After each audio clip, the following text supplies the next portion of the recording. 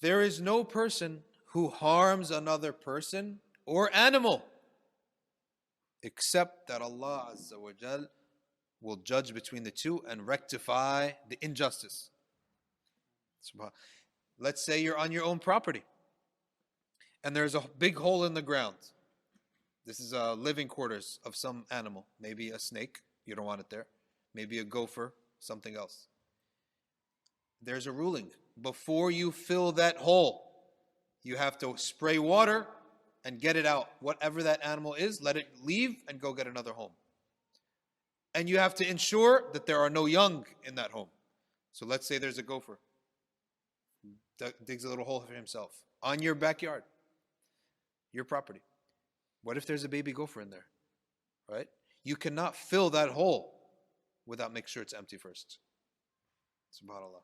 They say how you treat animals is what you actually feel about Allah Himself, because that's Allah's creation. And do you think that anything is too small for Allah's creation? Then look at yourself in comparison to the sun. If you think an ant is no big deal, then by comparison to whom? To look how big we are and look how small the ant is, right? Well, look how big the sun is and look how small you are. So what's your point of reference? Right? There's no point of reference in terms of size with Allah Azza wa Jal. Because Allah Himself has no body, there's no point of reference. Okay? So everything of creation. So this is adl, divine justice. No one will do a good deed, Muslim or kafir, except that Allah Azza wa Jal will recompense him or reward him.